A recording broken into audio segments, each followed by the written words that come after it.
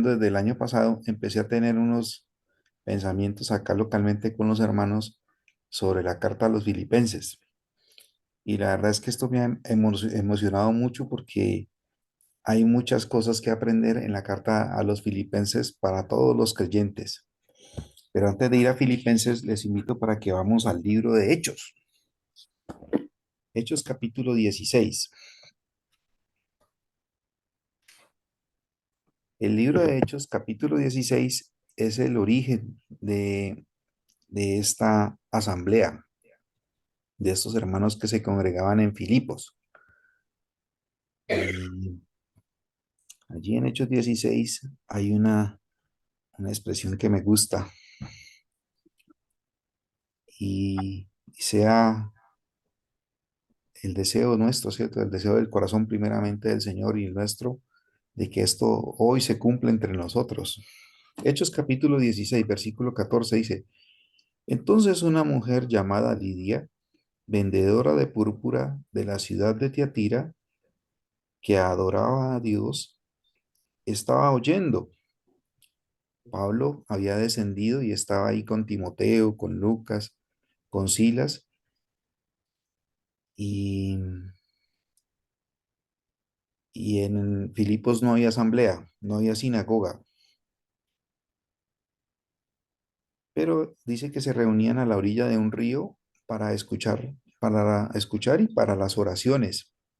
Y Pablo descendió hasta este río donde estaban estas mujeres, estas personas allí, y dice que ella estaba oyendo lo que el Señor decía, pues a través de Pablo.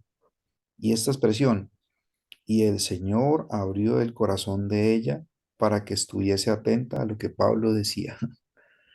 Hermanos, que esta tarde ya para ustedes allá, el Señor cumpla esta palabra en nosotros, que nuestros corazones sean abiertos por el Señor para escuchar la palabra suya esta mañana, esta tarde.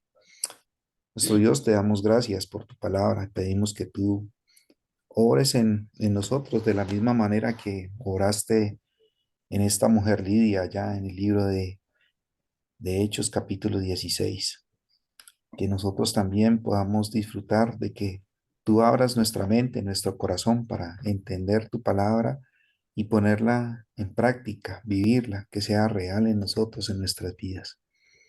Nuestro Dios cumple tu propósito en la vida de cada uno de nosotros. Amén.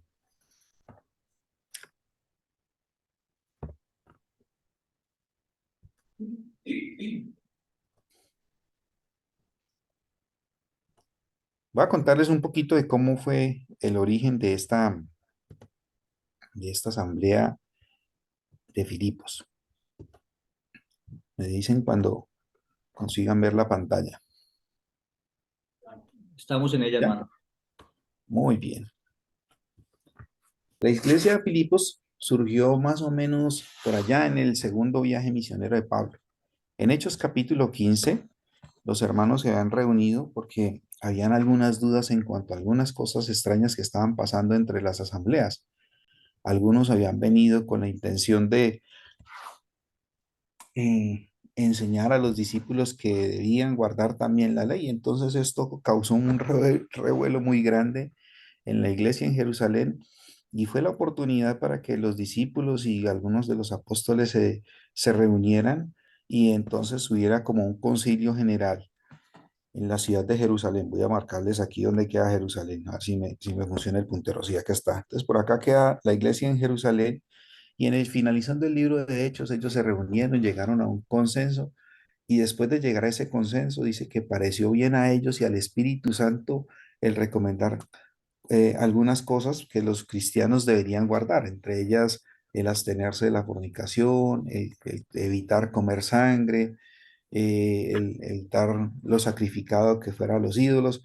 Y entonces después de llegar como a esa conclusión, enviaron a los hermanos, enviaron a Bernabé y enviaron a Pablo a predicar, a compartir eso que ellos habían dicho. Eso lo encuentran en el libro de Hechos capítulo 15, los últimos versículos. Entonces, luego dice que Pablo y Bernabé y Silas fueron hasta Antioquía, hasta la iglesia de Antioquía, por acá queda Antioquía, Estos nombres son los nombres con los que aparecen todavía allí en esta región de, de Asia.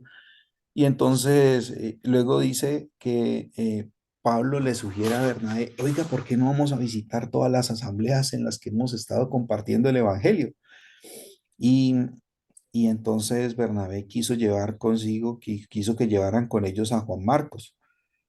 Pero Juan Marcos en el primer viaje misionero los había abandonado, los dejó con las maletas para que ellos las cargaran, no los acompañó a esta obra misionera. Entonces Pablo le dijo, no, no, por allá no vamos a llevar a Juan Marcos, de pronto el muchacho nos deja otra vez botados por acá y no nos acompaña.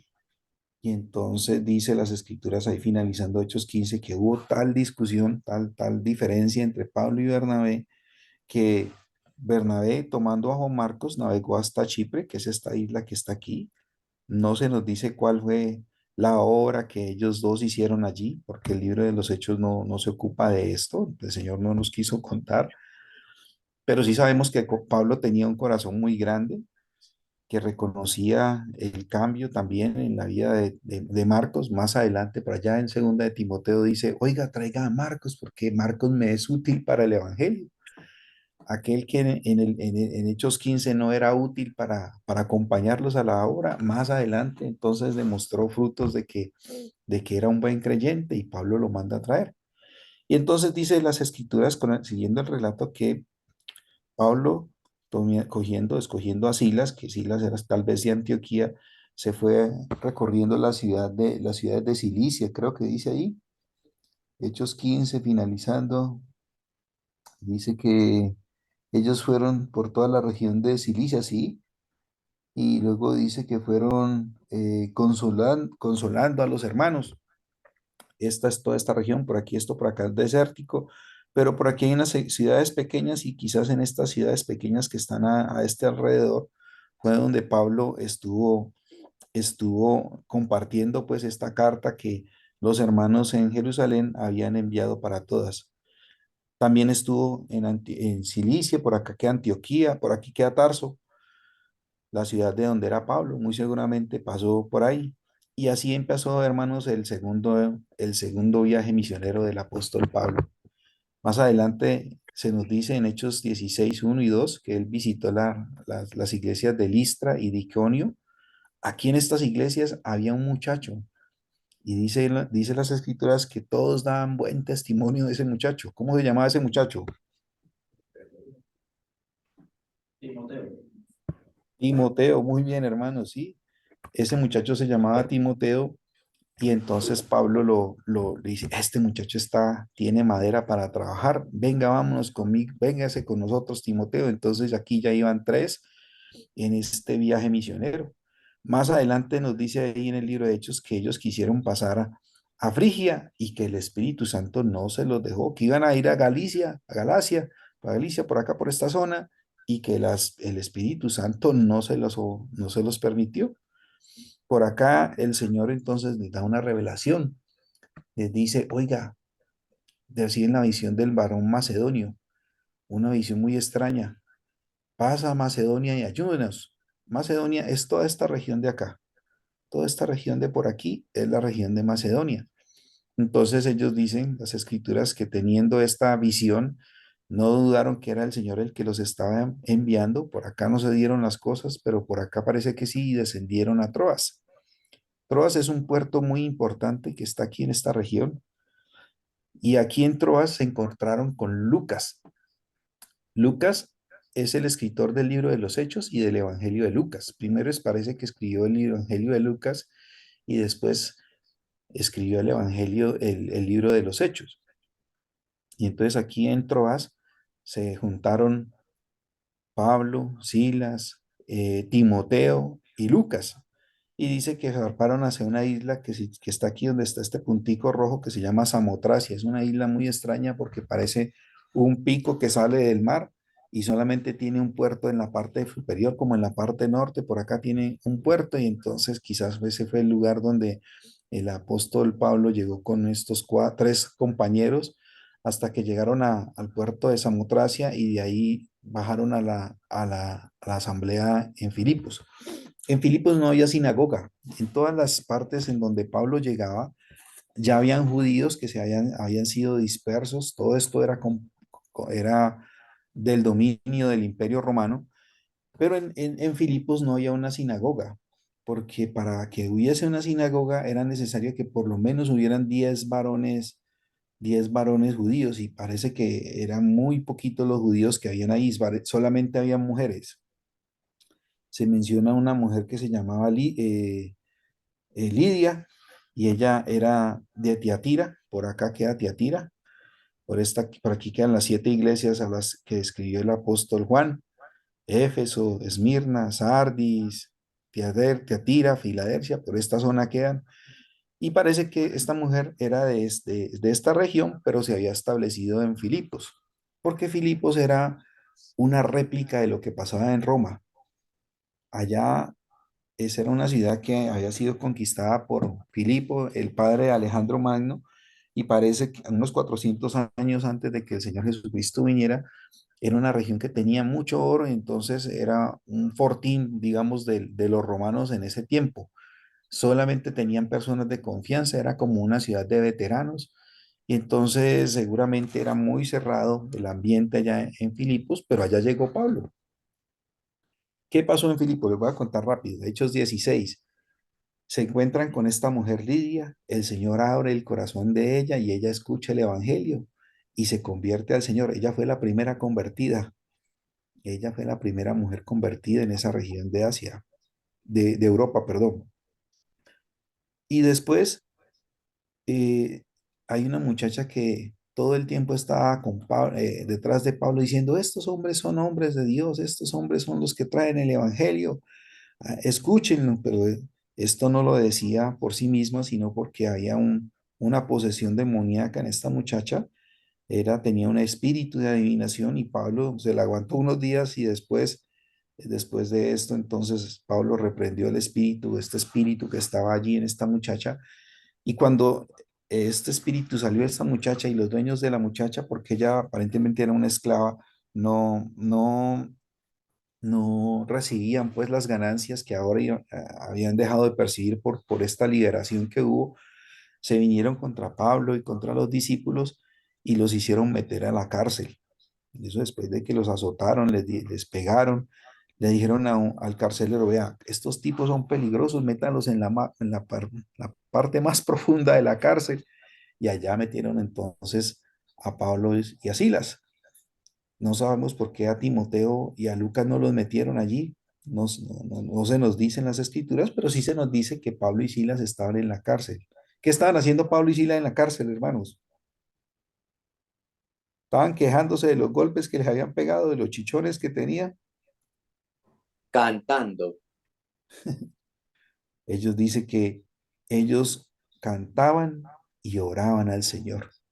En medio de la tribulación, en medio del sufrimiento, ¿tenían todo el derecho de quejarse? Sí, seguramente los chichones y los golpes que les habían pegado eran motivo suficiente para que ellos estuvieran quejándose, ¿cierto? Señor, si somos tus hijos, si somos, ¿por qué nos pasa esto? Estábamos haciendo cosas buenas y tú permites todo este dolor, todo este sufrimiento. Ellos tenían todo el derecho de quejarse, pero no se quejaban, cantaban y alababan al Señor. Y dice que los presos los oían, los que estaban ahí alrededor en la cárcel los oían. En ese momento, cuando estaba ocurriendo todo esto, dice que vino un terremoto de repente, sobrenatural, en esta cárcel.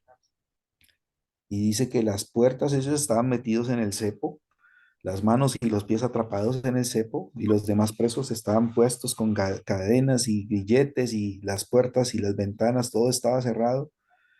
Hermanos, ¿en qué piensa un preso cuando está en la cárcel? En escaparse, ¿cierto? Todo el tiempo piensa en escaparse. Y estos, después del terremoto, dice las escrituras que todos quedaron libres, las cadenas se les cayeron, los grilletes se abrieron, las puertas de la cárcel se abrieron de par en par, tanto así que el que custodiaba a estos presos, cuando vio todas las puertas abiertas, dijo: uy, se me escaparon todos, y dice que se iba a suicidar. Cuando Pablo lo ve, le dice, no se haga nada, que aquí estamos todos nosotros. ¿Qué le dice este hombre a Pablo?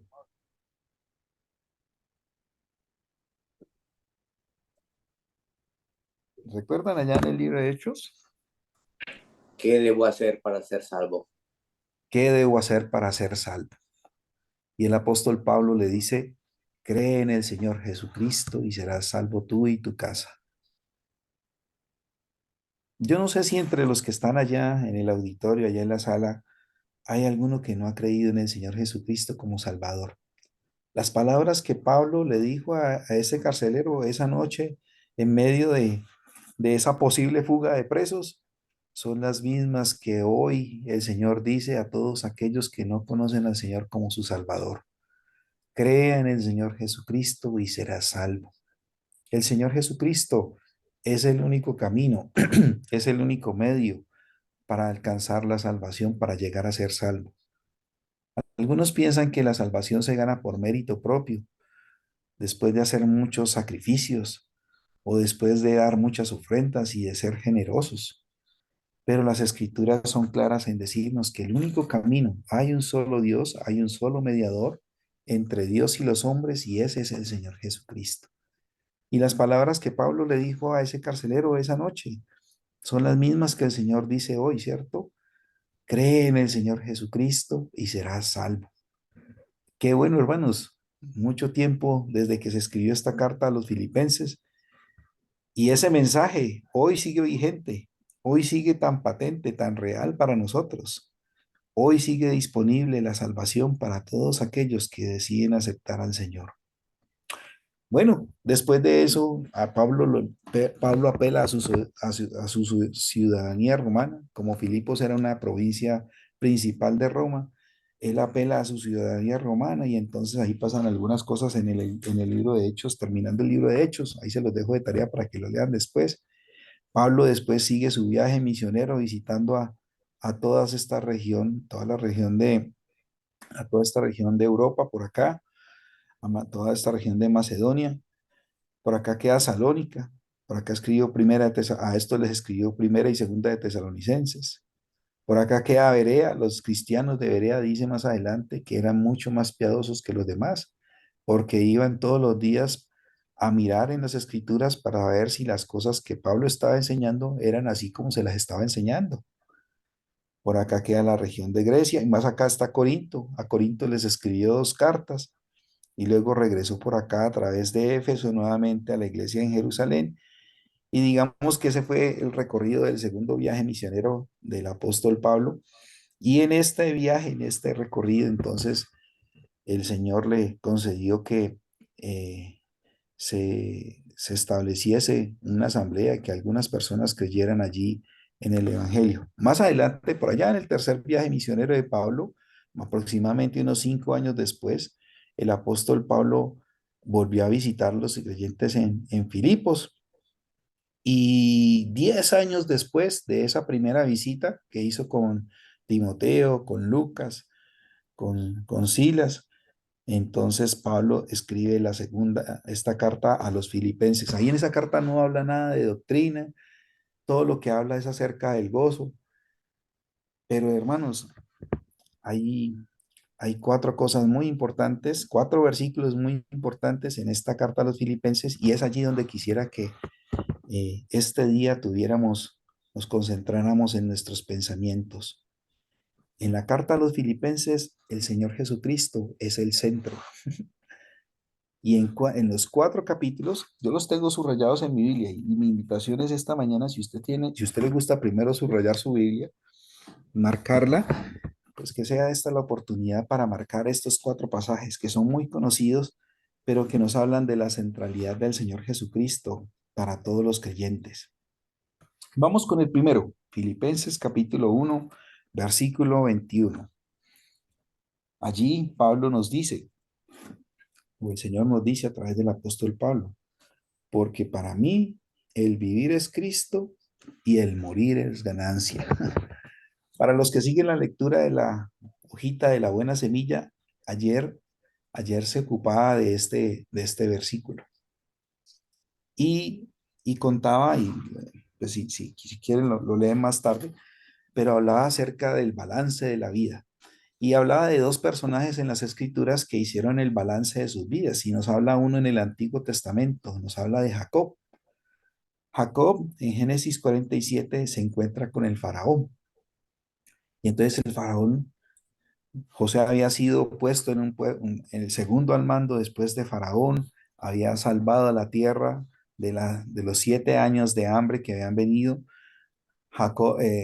José invita a su papá, a sus hermanos a que se trasladen a vivir a Egipto. Y entonces cuando Jacob llega, se presenta ante Faraón, se presenta ante José, y Faraón le pregunta, oiga, Jacob, ¿usted cuántos años tiene? Y entonces la respuesta de Jacob es, los días de los años de mi peregrinación son 130 años. Pocos y malos han sido los días de los años de mi vida. A mí siempre me ha llamado la atención ese pasaje, ¿cierto? Qué triste qué triste manera de llegar al final de los días. Que le pregunten a uno, ¿y usted por qué? ¿Cuál es el epitafio? ¿Cuáles son las palabras que a usted le gustaría con que nosotros lo recordáramos? Y Jacob dice, malos, pocos y malos han sido los años. Vivir 130 años. La mayoría de nosotros no llegaremos a tanto, pero, pero triste llegar como a esa edad, ¿cierto? Y decir estas palabras, pocos y malos. Y claro, cuando uno mira la vida de Jacob, él se la pasó todo el tiempo haciendo trampas. Le hizo trampa al papá, lo engañó, se hizo pasar por el hermano para robarle la bendición. Le robó al hermano la primogenitura cuando un día que llegó Esaú cansado le ofreció lentejas y entonces en una transacción ahí un poco turbia, él se apoderó de la primogenitura que le correspondía a su hermano. Se fue para donde el tío Labán y allá también le estuvo haciendo trampa y el tío le hizo trampa. Lo hizo trabajar 7 años por la muchacha más bonita que tenía, pero resulta que el día del matrimonio el tío lo tumbó y, y le dio la hija que no era tan bonita. Y entonces después de eso engañó a su tío y le quitó parte del rebaño. Pues la Biblia dice que fue Dios, ¿cierto? Que le ayudó ahí para que él se quedara, tuviera posesiones también. Después tuvo que regresar a pedirle perdón a Esaú. Y claro, sus hijos lo engañaron, le hicieron creer que José estaba muerto. Por allá mataron a todos los habitantes de una ciudad. Judá se apartó de los hermanos y cometió muchos pecados raros allá cuando se fue, se apartó pues de la familia. Entonces, claro, uno dice, Jacob tenía toda la razón en decir que habían sido pocos y malos, porque los había vivido de una forma inapropiada. Cuando hace el balance de su vida, eso no concuerda, ¿cierto? Después de que él dice estas palabras, aproximadamente vivió unos 14 creo, 14 o 17 años después, murió a los 147 años, después de que dijo estas palabras. Pero en el libro de Hebreos se nos habla de él, se nos habla de él como si hubiera sido un hombre de fe. Dice que por la fe, apoyado en su bordón, bendijo a Dios, bendijo a sus hijos. Y en contraste con la vida de Jacob, que fue un poco accidentada con todos estos engaños, entonces se nos muestra la vida del apóstol Pablo. Y Pablo dice, y cita este versículo que tenemos acá, ¿cierto? Del que estamos hablando en Filipenses 1. Para mí el vivir es Cristo. En segundo de Timoteo, Pablo decía, yo no pretendo ya haberlo alcanzado, yo ya estoy listo para morirme. He peleado la buena batalla, he acabado la carrera, he guardado la fe. Por lo demás me está guardada la corona de justicia, la cual me dará el Señor juez justo a mí en aquel día, y no solo a mí, sino a todos los que aman su venida. Entonces me gustaba esta meditación, yo creo que nos invita como a hacer el balance. ¿Cuál es la fuente? ¿Cuál es la motivación para nuestra vida? En estos dos hombres hay una diferencia, ¿cierto? Y nos muestra el contraste entre vivir buscando lo material, buscando lo terrenal, buscando hacer las cosas, buscando hacer la voluntad de Dios a nuestra manera. Eso le pasó a Jacob durante casi toda su vida. o el contraste, ¿cierto? La vida del apóstol Pablo que nos mostraba que a pesar de que él no nació conociendo acerca de Dios, tuvo un momento en el que se encontró personalmente con Dios y Dios le guió entonces a llevar, a hacer una obra especial, una obra específica en la que muchos a través de los años se han beneficiado de esta obra que el apóstol Pablo hizo después de que estaba ya grande. Y entonces Pablo decía, he peleado la buena. Hace el balance, ¿cierto? He acabado lo que el Señor me dijo que hiciera. He terminado la obra que se me encomendó. Estoy listo para ir con el Señor. Hermanos, ¿cuál es la motivación para usted vivir? Pablo decía, para mí el vivir es Cristo. ¿Cuál es el motivo de vivir para usted? ¿Cuál es la fuente de esa vida? ¿Qué lo motiva? Alguno dirá, hermano, pero es que eso no es tan fácil, eso es difícil. Yo llevo muchos años en el cristianismo y eso no es tan fácil. Tantas luchas, tantas dificultades, tantas presiones. Eso desanima el corazón. El Señor Jesucristo contó una historia en el libro de Lucas, en el libro de Juan, capítulo 15. ¿Recuerdan? La historia de la vid. Dice, yo soy la vid y vosotros, o sea, los creyentes, nosotros, todos nosotros, somos pámpanos. Y él dice una cosa ahí muy importante. Dice, el que permanece en mí. Hermanos, en nuestras fuerzas, nosotros no podemos. Nosotros no podemos en nuestras fuerzas. Somos débiles. Aún para vivir la vida cristiana hay debilidad en nosotros. Pero el Señor, cuando permanecemos en Él, es quien nos da la fuerza. Separados de mí, dice, nada podéis hacer. Si queremos que el Señor Jesucristo sea la fuente de nuestra vida, pues debemos estar pegados a la fuente, ¿cierto? La fuente es Él. El Señor es la respuesta a todas las necesidades que hay en el corazón del hombre. Escuché una historia de una profesora que estaba en la escuela dominical enseñando acerca de acontecimientos de estos que cuentan las profesoras del Antiguo Testamento. Y entonces la profesora, por probar a los estudiantes, les dice, oiga, ¿cómo se llamaba el personaje que hizo que el mar se dividiera en dos y que el pueblo de Israel cruzara por el medio de tierra seca después de que las aguas se apartaron a un lado y al otro lado? ¿Cómo se llamaba ese personaje? Y entonces todos los muchachos de la escuela dominical se miraban así unos a otros y por allá uno más arriesgado se aventajó pues a decirle a la profesora, profesora, yo sé que yo creo que la respuesta es Moisés, pero no estoy seguro porque mi mamá dice que Jesús es la respuesta a todo. Hermanos, Jesucristo, el Señor Jesucristo, es la respuesta a todas las cosas. No importa si uno es viejo, no importa si uno es joven, no importa si usted tiene problemas o si en este momento usted está viviendo un buen momento, digamos, de comunión, de cercanía con el Señor. El Señor es la respuesta a todas las cosas que ocurren en la vida del creyente.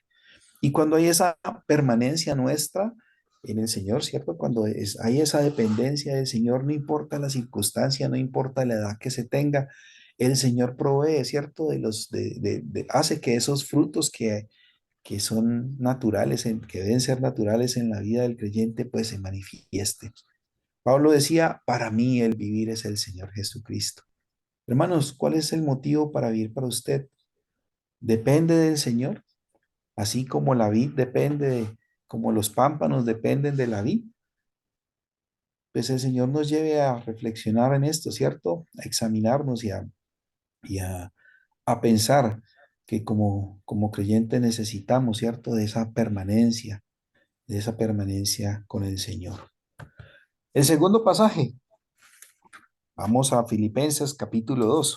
Si usted está siguiendo la lectura allí conmigo, Filipenses capítulo 2, en el versículo en el versículo 5. Este pasaje a veces lo leemos en la cena del Señor. Haya pues en vosotros este sentir que hubo también en Cristo Jesús, el cual, No le importó ser igual a Dios, sino que se despojó de todo esto, vino a la tierra y estuvo entre nosotros, se despojó de la gloria y vino, estuvo entre nosotros y anduvo obediente al Padre, aún hasta la muerte y muerte de cruz. Y entonces en este pasaje, en Filipenses capítulo 2, el Señor Jesucristo es el ejemplo. El Señor Jesucristo es el modelo. Hermanos, ahí de pronto el hermano que está ahí más cerquita me ayuda. ¿En qué cosas el Señor Jesucristo es ejemplo para usted y para mí? A ver, piensen algunas cosas y me las van diciendo. Me las van compartiendo acá. En amor. El Señor Jesucristo es ejemplo en amor, ¿cierto? En esto conocerán todos que sois mis discípulos, si tuvierais amor los unos por los otros, así como yo os he amado. El Señor es ejemplo en amor para nosotros. ¿En qué otra cosa, hermanos, piensan que el Señor es ejemplo para el creyente? En humildad.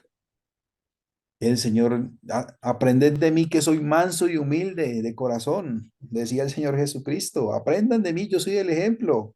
Muy bien, hermanos, ¿qué otra cosa? Obediencia. Ay, ese sí no lo escuché muy bien. En obediencia, hermano. En obediencia, ¿cierto? Se sujetó en todo momento a la voluntad del Padre, aunque le era tan contraria, ¿cierto? Ofrecer su vida, entregar su vida, pero él decía, Padre, no se haga mi voluntad, sino lo que tú quieres. Yo obedezco cuál es el designio que tú tienes. El Señor obedecía. Entonces, en obediencia, el Señor es ejemplo para nosotros. ¿Qué otras cosas, hermanos? Y hermanas, perdón. Dice el hermano siendo siervo. Siendo siervo, siendo Dios, se hizo como siervo. En la última semana en la que estuvo aquí en la tierra, en la noche en los que los discípulos estaban partiendo la Pascua, se puso un delantarcito, se puso una toalla en su cintura y luego con un platoncito pasó por todos los puestos donde estaban los discípulos, se arrodilló y le lavó los pies a los discípulos. El creador del universo, el que sustenta todas las cosas, nos dice las escrituras, se humilló, se hizo como siervo. Esa es la posición más baja, ¿cierto? Que hacía el empleado de menos rango en la casa de un judío, el que era el nuevo, a ese le tocaba hacer el trabajo de limpiar los pies de los que llegaban, de los visitantes que llegaban. Y el Señor Jesucristo, tomando esa posición de siervo, le lavó esa noche los pies a los discípulos. Y el Señor lo hizo. Muy bien, hermanos. ¿Qué otra cosa? ¿En qué otras cosas el Señor es ejemplo para nosotros? Yo tengo aquí algunas, miren, en sumisión, en perdón, en oración, ¿cierto? En la cruz, estando en la cruz, dijo, Padre, perdónalos porque no saben lo que hacen. Él tenía todo el poder para bajarse de la cruz. Tenía todo el poder para pedir una legión de ángeles y hubieran venido y en un momentico hubieran destruido a todos sus enemigos ese día que estaba crucificado en la cruz. Pero el Señor no lo hizo. El Señor no lo hizo. Él tenía un corazón de perdón. Sus propósitos estaban mucho más allá de la venganza, de buscar la justicia propia. El Señor es ejemplo en esto. ¿Qué otra cosa, hermanos? ¿Qué piensan? En las que el Señor puede ser ejemplo para nosotros. Santidad, dice mi hermana. En santidad, voy a tomar esa nota aquí. Ustedes me están ayudando a completar mi presentación. En santidad, ¿cierto? El Señor es ejemplo en santidad. No había nada de lo que de los romanos y los religiosos pudieran acusarlo. Tuvieron que contratar gente con mentiras para poderlo engañar porque este hombre era justo, le dijo la esposa, ¿cierto? No, no creo que fue la esposa de Herodes o de Pilato, ya no recuerdo. No se meta con ese hombre porque ese hombre es un justo, ¿no? Ese hombre es santo. Del centurión que lo cuidaba aquella noche, esa tarde cuando hubo el terremoto, dice, verdaderamente este era el Hijo de Dios. Daban testimonio del Señor. Hermanos, si podríamos seguir leyendo, ¿cierto? Recordando cosas en las que el Señor es ejemplo para nosotros. Pero lo que Pablo nos recomienda o lo que le escribe a la iglesia a los filipenses y que nos dice este día a nosotros es lo que está aquí, ¿cierto? Él dice, haya pues en vosotros este sentir. Esa palabra, este sentir, nos habla de la manera de pensar, ¿cierto? Haya en ustedes, haya en ustedes, hermanos, allá en España, haya en los hermanos de Colombia, en los hermanos de Perú y en todos los lugares donde hay hermanos, ¿cierto? Dice, mire, que ustedes tengan la misma forma de pensar en el Señor. Hermanos, ¿cuántas veces pensamos, cierto, en la venganza? ¿Cuántas veces estamos aguardando en nuestros corazones resentimientos por cosas del pasado? Y él dice, no, no, no, no. Lo que ustedes tienen que cultivar en ustedes es la manera de pensar, la forma de ser del Señor Jesucristo. Hermanos, de estas cosas que están en esta lista y de las que ustedes han mencionado, ¿en cuáles nos parecemos al Señor? No tienen que decírmelo. Cada uno mire delante del Señor, ¿cierto? ¿Me parezco al Señor manifestando el amor? ¿Qué tan obediente soy? Al Señor Jesucristo la obediencia le costó la vida.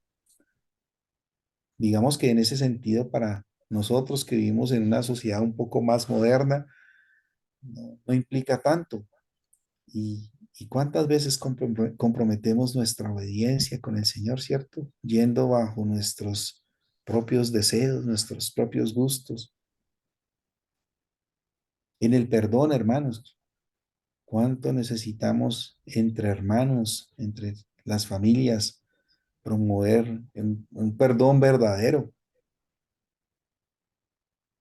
En el servicio, eso que lo haga el hermano Carlos Villamil, eso que lo haga otro hermano, eso.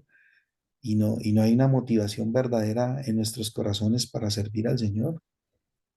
Hermanos, ahí está el ejemplo del Señor Jesucristo y Él quiere que nos parezcamos, ¿cierto? Haya en ustedes esta misma forma de pensar, que se despojó de todas las cosas a las que por naturaleza tenía derecho y las tuvo en poco por amor a nosotros. Hermanos, hay en nosotros este mismo amor, este mismo perdón, este mismo servicio, este mismo, que el Señor nos ayude, ¿cierto?, a examinarnos primeramente delante de Él y que esto nos motive a despertar nuestros corazones en cuanto a la obra y la santidad de, en nuestro caminar con el Señor. Vamos al capítulo 3. En el capítulo 3 encontramos al Señor como la meta de nuestra carrera. Filipenses capítulo 3, versículo 3 y 14. Hermanos, yo mismo no pretendo haberlo alcanzado, pero una cosa hago, olvidando ciertamente lo que queda atrás y extendiéndome a lo que está delante, prosigo a la meta, al premio del supremo llamamiento de Dios en Cristo Jesús. Hermanos, el Señor Jesucristo es no solamente la motivación para vivir, el Señor Jesucristo es el ejemplo para el creyente, el Señor Jesucristo es la meta. Y me llamaba la atención, ¿cierto?, esta parte de este versículo que hemos leído, ¿cierto? Olvidando ciertamente lo que queda atrás. Seguramente muchos tenemos buenas experiencias y malas experiencias en cuanto al pasado. En las buenas experiencias podemos experimentar o podemos recordar, ¿cierto?, las veces en las que el Señor nos ha demostrado la fidelidad o en las veces en las que hemos experimentado el amor, la gracia, el perdón suyo a través de nosotros. Cuando hemos sido infieles al Señor, el Señor nos ha perdonado. La sangre del Señor Jesucristo nos limpia de todo pecado, dice las Escrituras. O cuando hemos experimentado la misericordia y entonces todas esas experiencias buenas que hemos tenido en el pasado, así como las que tuvo Pablo, ¿cierto? Muchas veces el Señor confortó el corazón de él, teniendo todos estos golpes y estas cosas, cantaba y alababa, oraba al Señor, dando testimonio a los que estaban allí a su alrededor de lo que era verdaderamente vivir para el Señor y que estaba mucho más allá que una prisión. Y el Señor nos ha llevado muchas veces a experimentar esto. Pero el Señor no quiere que nos quedemos en esas experiencias porque eso envanece el corazón. Eso nos hace tener autoconfianza. Pablo dice, olvidando ciertamente lo que queda atrás. ¿Cuánto más, hermanos, las malas experiencias, los momentos en los que hemos fracasado, los momentos en los que hemos tenido errores? durante el periodo de la cena estaban recordando al apóstol Pedro. 3 veces negó al Señor. Y el Señor entonces restaura a este hombre que le había negado. En la noche que el Señor Jesucristo estuvo limpiando los pies de los discípulos, estaba Pedro, que más adelante le iba a negar. Estaba Tomás, que tenía una fe débil. Estaba Judas, que más tarde también lo iba a entregar. Y aún así el Señor, Él se mostró igual a todos, ¿cierto? A todos les dispensó, a todos les dio el ejemplo, a todos les dio el amor, a todos los convidó a participar de esa noche de la Pascua. Hermanos, ese es el corazón de amor del Señor. No lo limitan nuestras debilidades, no lo limitan nuestros fracasos, no lo limita lo que hay en nuestro corazón. El amor y la gracia que Él da va mucho más allá, es mucho más abundante de lo que nosotros podemos percibir y entender. Y entonces el apóstol Pablo nos invita, ¿cierto? Las cosas buenas, ojalá que ayuden a fortalecer nuestra fe, que cuando estemos pasando por momentos difíciles, entonces recordemos la fidelidad del Señor en el pasado para nosotros, para que nuestros corazones sean confortados en esa fe, en esa esperanza de que el Señor es el que hace todas las cosas en nosotros y a través de nosotros. Y las experiencias vanas, hermanos, en donde hemos fracasado, en donde hemos fallado al Señor, también deben quedar en el pasado. Olvidando ciertamente lo que queda atrás, me extiendo a lo que está por delante, prosigo a la meta, eh, al premio del supremo llamamiento del Señor. El médico me mandó a adelgazar porque tengo 15 kilos de más. Entonces ayer me levanté y hay los que han sido de Colombia o conocen Colombia, saben que aquí en Bogotá hay una lomita, una montaña, y hay un cerro que se llama el Cerro de Monserrate. Allá hay una iglesia católica. Pero el sitio es muy bueno porque es cortico, son como 300 o 400 metros desde la ciudad hasta al cerro, pero es un camino serpenteante que bordea casi toda la ciudad, todo el camino, y es más o menos más de 1 kilómetro, casi 1,5 kilómetros, en el que serpenteando por toda la cordillera, uno sube hasta ese lugar, hasta el Cerro de Monserrate. Y entonces ayer dije, hombre, salí de mi casa y dije, la meta es que voy a llegar al Cerro de Monserrate. Y arranqué, digamos que la parte de la ciudad fue la más fácil, pero cuando llegué y empecé a subir, ahí estaba viéndome en apuros. Me sentía frustrado porque había un poco de personas mayores, un poco de ancianos que iban subiendo, trotando las escaleras para llegar hasta Monserrate, y yo iba cansado. En vez de yo darles ánimo a ellos, me decían, respire, respire, respire. Y entonces los veía como pasaban a mi lado y me sentía frustrado porque ellos me estaban ganando en esta tarea. Pero cuando salí de la casa, iba con este pensamiento de este pasaje, ¿cierto? El Señor Jesucristo es la meta. Para llegar a Monserrate, claro, uno necesita ejercitarse, necesita tener determinación. Llega el momento en que en la loma uno tiene que parar porque se siente cansado, porque le falta el aire, porque se siente sin fuerzas, porque hay un pedazo que llamáis que el rompepiernas, y ya las piernas no me estaban dando, pero había una meta, ¿cierto? Había un propósito. En el caso mío, pues es porque tengo que adelgazar, pero en el caso de la vida cristiana, hermanos, el Señor es la meta. Y claro, podemos desanimarnos, podemos sentirnos frustrados en nuestro caminar con el Señor en algún momento, pero el Señor es la meta, el Señor nos invita, ¿cierto? Puesto los ojos en Jesús, dice en Hebreos 12:2, la nueva versión internacional dice, miremos, pongamos la mirada en el Señor, pongamos la mirada en el Señor.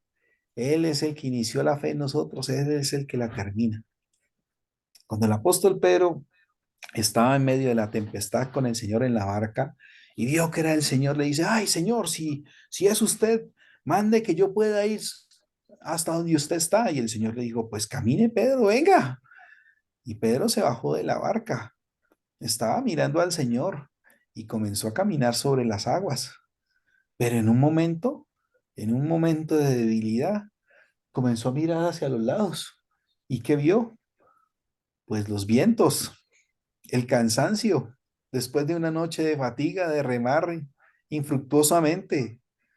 Vio los vientos, vio las olas y entonces comenzó a hundirse. Y el Señor le dice, hombre de poca fe, ¿por qué dudaste? Hermanos, en nuestro caminar con el Señor podemos encontrar tropiezos, podemos sentir debilidad en nuestras piernas, podemos ver que otros avanzan mucho más rápido en la vida cristiana y que nosotros de alguna forma nos sentimos que estamos estancados, que no avanzamos. Pero el Señor nos invita, ¿cierto? No nos rindamos. Ponga la meta en el Señor Jesucristo. Él quiere ser la meta del creyente. Él quiere, ¿cierto? Que olvidemos el pasado, que nos extendamos a lo que está por delante y que corramos con paciencia esta carrera en la que todos estamos participando. Entonces, Filipenses 1, el Señor es la motivación para nuestra vida. Filipenses 2, el Señor Jesucristo es el ejemplo. En Filipenses 3, el Señor quiere ser nuestra meta. Hablando sobre la meta y sobre la buena semilla, el 4 de enero de este año, los hermanos que ponen estos pensamientos ahí en la buena semilla, hablaron acerca de este pasaje. Y entonces aquí les puse la hojita del calendario porque la refresquemos entre nosotros. Si me permiten, voy a leerla para ustedes.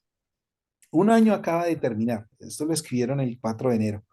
Y ha llegado la época de los balances. En la mayoría de las empresas hacen balances, ¿cierto? ¿Cómo nos fue? ¿Cuánto vendimos? ¿Cuánto invertimos? ¿Cuánto nos quedó?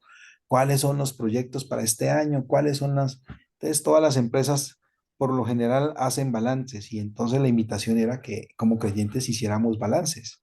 Hay que sacar la conclusión del pasado y sacar una conclusión del pasado y avanzar.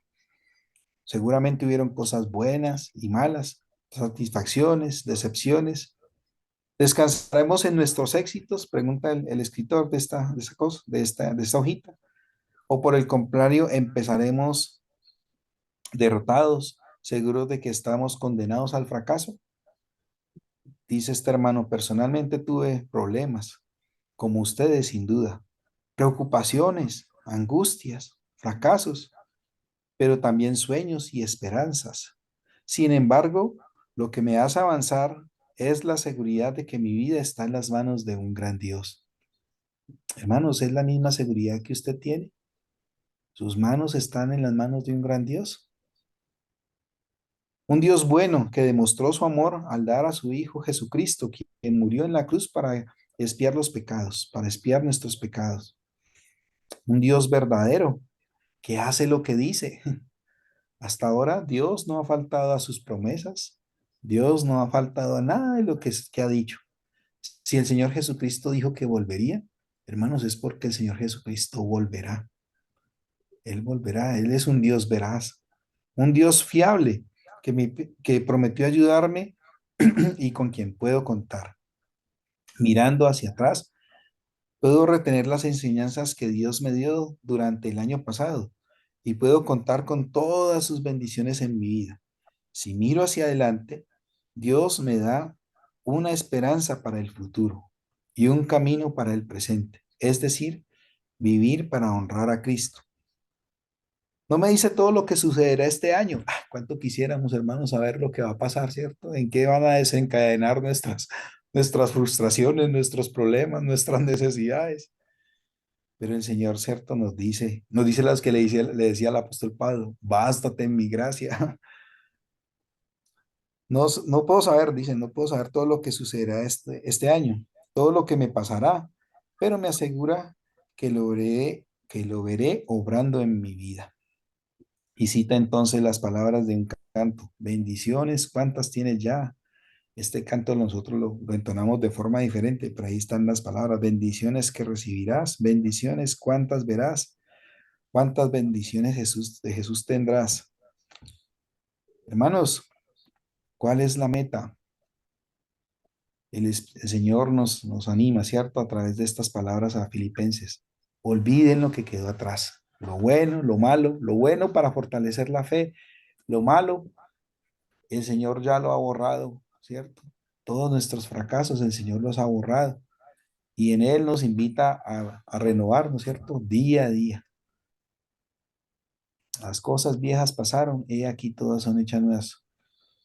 El Señor nos invita entonces a caminar con Él, a que Él sea la meta de nuestra vida. ¿Dónde están puestos nuestros ojos? El Señor nos invita a que pongamos nuestros ojos y nuestra mirada en Él. Y la tercera, la cuarta cosa que aparece ahí en Filipenses, capítulo 4 versículo 13, ese no lo sabemos de memoria, hermanos. Citémoslo todos de memoria. Filipenses 4 13, ¿qué dice? Todo lo puedo en Cristo que me fortalece. Muy bien. Filipenses 4:13, todo lo puede, algunas cosas, no, dice, todo lo puede en Cristo que me fortalece. El peligro, hermanos, está en que a veces queremos hacer las cosas con nuestras fuerzas, con nuestras capacidades, con nuestro conocimiento. Ah, es que yo ya sé muchas cosas acerca de Dios. Hermanos, y eso se vuelve un peligro para el creyente, porque comenzamos a depender en nosotros mismos. Y el Señor no quiere que confiemos en estas capacidades. Claro, el Señor nos ha dado capacidades, el Señor nos da las fuerzas, el Señor nos da el conocimiento, el entendimiento, pero no es para que confiemos en nosotros mismos, sino que nuestra fuerza, la fuerza de nuestro andar, esté con Él. Yo no sé cuáles son las dificultades que ustedes están atravesando allá. Quizás algunos están teniendo problemas como familia. Y cuando uno tiene problemas como familia, entre esposos y eso, uno tiende a mirar los defectos de la esposa, los defectos del esposo. Tiende a mirar, a justificar, ¿cierto? Las aptitudes, los pensamientos. Y y entonces uno comienza a sentirse como en debilidad, mirando solamente los defectos, entonces siente que ya no hay amor. Hermanos, ahí es donde necesitamos la fuerza del Señor para seguir caminando juntos en esa tarea que el Señor nos ha puesto. O quizás ustedes tienen problemas con hijos, ¿cierto? Hijos rebeldes. Llega el momento en que uno ya no siente como esa pasión, ese amor por orar por ellos, porque se siente defraudado, siente que el Señor no responde. Y entonces hay debilidad en nosotros. El Señor nos dice que Él es el que nos da la fuerza. Él es el que nos fortalece. Él que nos da las energías, Él es el que nos da las energías necesarias para seguir caminando la vida cristiana. O quizás uno está cosechando las consecuencias pues de haber caminado lejos del Señor y sentimos debilidad en nosotros, en nuestros corazones. Y el Señor nos dice que Él es el que nos da la fuerza.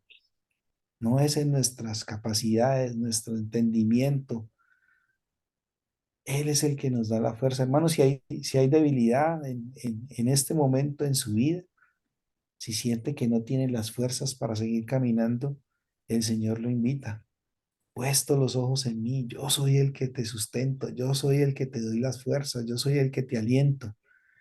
El Señor es el que nos anima para eso. Ahora les contaba la historia, ¿cierto? El Señor es la respuesta a todo. Y en esta carta a los filipenses, el Señor nos muestra, ¿cierto? Que Él es la respuesta. No solamente quiere ser la motivación, el vivir nuestro, lo que nos implica como una constancia todos los días, de una perseverancia todos los días. Él es el modelo para hacer las cosas. Ustedes han dado una lista muy buena de cosas allí en las que el Señor Jesucristo es el ejemplo. También Él es la meta de nuestra carrera. Pongamos la mirada en Él y Él es el que nos da la fuerza, porque definitivamente por nosotros mismos, Pedro, ¿cierto? Pedro creía que, Señor, yo estoy dispuesto a ir aún hasta la muerte. No te preocupes, yo te acompaño. Estamos juntos en esto, le decía Pedro al Señor. Y más adelante negó al Señor 3 veces, intimidado por las circunstancias que estaba viviendo en ese momento allí, viendo al Señor preso, viendo al Señor como era escarnecido. tuvo temor en su corazón. ¿Y qué dijo el Señor? Pedro, tranquilo, yo he rogado para que tu fe no falte. En ese momento de debilidad, en ese momento de necesidad de Pedro, el Señor oraba por Pedro. Yo he rogado para que tu fe no falte. El Señor es el que nos da las fuerzas, hermanos, para aprender a caminar con Él. Y eso era, hermanos, lo que querías compartirles en cuanto a algunos pensamientos en la carta a los filipenses. Ojalá, hermanos, que el Señor nos motive a, a pensar en Él, a mirarlo a Él, que Él sea en estos 4 capítulos, nos muestra 4 aspectos del Señor Jesucristo que Él quiere, de lo que Él quiere hacer en nosotros, en nuestras vidas, en nuestros corazones. Señor Jesucristo, te damos muchas gracias. Tú eres muy especial. No solamente nos has rescatado, nos has salvado, sino que también quieres motivarnos a vivir una vida diferente para ti. Te damos las gracias porque eres tú quien nos da las fuerzas. Reconocemos, Señor, que en nosotros hay tanta debilidad, que en nosotros hay tanta flaqueza, que estamos tan lejos de la meta, tan lejos de la estatura del Señor Jesucristo. Pero te damos gracias porque tú eres fiel, porque tú tienes paciencia con nosotros, porque nos ayudas, nos fortaleces, nos das el ánimo necesario. Señor, enfoca nuestra mirada en ti. Tú seas la meta en nosotros. Señor, danos las fuerzas para caminar este camino, esta carrera en la que tú nos has puesto, esta carrera en la que tú nos has garantizado que al final estás allí para nosotros. Danos la fe necesaria para caminar contigo. Y Señor, te pido que tú obres en la necesidad de cada uno de los hermanos. Yo no los conozco, yo no sé cuáles son, pero estoy seguro de que en ti está la fuerza para caminar contigo. En ti está la fuerza para enfrentar cualquier situación que se presente. En ti está el perdón. Gracias, Señor Jesús, por ser tan fiel y por llevarnos a pensar en ti esta mañana, este día. Muchas gracias, Señor Jesucristo. Amén.